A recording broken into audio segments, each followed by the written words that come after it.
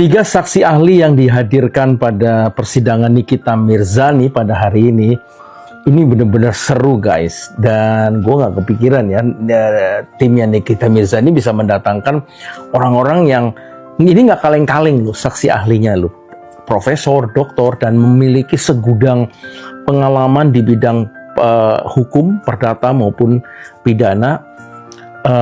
Dan ini merupakan sebuah poin yang telak menurut saya, dan ini merupakan saksi yang sangat-sangat akan meringankan daripada dakwaan terhadap Nikita Mirzani. Nah, kita perlu mau kupas sedikit aja ya, dan karena ini persidangan kali ini membuat cara berpikir gue, logika gue tuh jalan gitu loh. Yang pertama itu ya, mengenai bahwa kasus morat-maritnya ini kan berasal dari sebuah produk skincare. Nah, produk skincare ini berasal dari sebuah perusahaan atau perseroan terbatas kan, badan hukum, suatu company, suatu perusahaan. Artinya bahwa harusnya yang menuntut itu adalah perusahaan yang diwakili oleh seorang direksi tentunya, bukan secara pribadi, di mana DRG yang mendakwa si Nikita Mirzani. Jadi artinya ini sudah salah dulu dari awal. Ini kan asumsi gue ya, pendapat gue ya. Disclaimer dulu gitu, karena gue bukan orang hukum, tapi ini pendapat gue.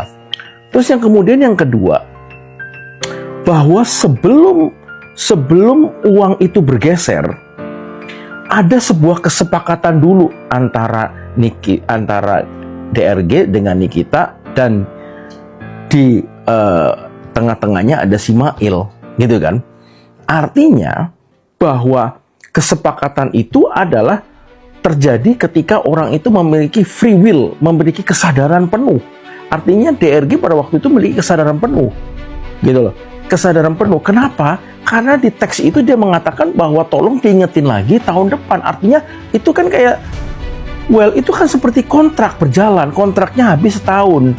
Secara tidak langsung dia akan ngomong bahwa kontraknya setahun, nanti tahun depan tolong ingetin lagi. Dan itu merupakan, menurut saya, bukan sebuah pemerasan, tapi adalah sebuah negosiasi, kesepakatan bisnis gitu loh.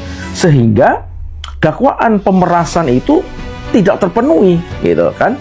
Terus kemudian yang terakhir, bahwa ketika itu hasil uang itu adalah hasil kesepakatan, artinya bahwa hasil itu bukan hasil sebuah kejahatan. Nikita tidak memiliki asumsi bahwa itu adalah uang haram atau uang kejahatan. Ketika asumsi itu terjadi dalam pikiran Nikita bahwa itu adalah hasil kerjanya dia, hasil sebuah kontrak, hasil sebuah kesepakatan, dan tentunya uang yang bergeser itu adalah hak sepenuhnya Nikita. Mau ditransfer kemana, itu terserah Nikita. Dan tentunya itu tidak menyamarkan uang tersebut. Artinya masih dalam naungan atau kekuasaan daripada Nikita. Artinya tidak disamarkan. Sehingga saksi ahli mengatakan bahwa dakwaan TPPU itu tidak terpenuhi di dalam hari ini. Jadi hampir seluruh surat dakwaan yang ditujukan kepada Nikita Mirzani itu nol besar. Jadi artinya harusnya persidangan ini ditutup atau disudahi. Karena apa? Menurut asumsi gua, bahwa tuntutan dakwaan ini sudah cacat hukum. Tidak memenuhi, semuanya dakwaan itu sudah terpatahkan. Sudah tidak bisa lagi gitu loh. Karena menurut gue ini sudah merupakan sebuah hal yang salah kaprah. Dan sayangnya, sialnya, kasihan banget si Nikita itu kan. 6 bulan ya guys, 6 bulan dia mendekam di dalam penjara.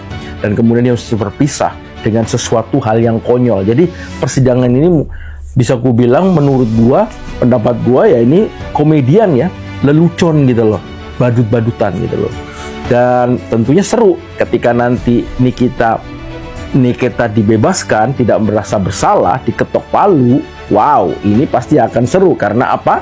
Karena Nikita akan melakukan tuntutan balik, gugatan balik. Dan kalau one prestasi itu dijalankan, wow, itu seru. Kira-kira menurut kalian Nikita bisa dapat berapa ya? Nah itu kan seru kan? Ini suatu babak baru dan ini semakin seru gitu loh.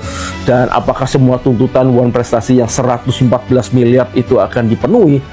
Ya kita lihat aja nanti ya, dan kita akan bahas di lain waktu. Oke guys, kayak gitu aja. Dan tentunya, aduh selamat nih buat timnya Nikita. Selamat nih, dan thank you banget buat saksi-saksinya yang luar biasa, yang membuat pikiran gue jadi bertambah, knowledge gue jadi bertambah, dan tentunya tentang semuanya itu. Jadi kita sekarang jadi tahu hidup kita mesti harus berhati-hati, jauhin tentang masalah ya, jangan bersinggungan lah dengan masalah-masalah yang nggak jelas gitu kan. Oke guys, demikian, tetap semangat dan selalu berpikir yang cerdas. Thank you.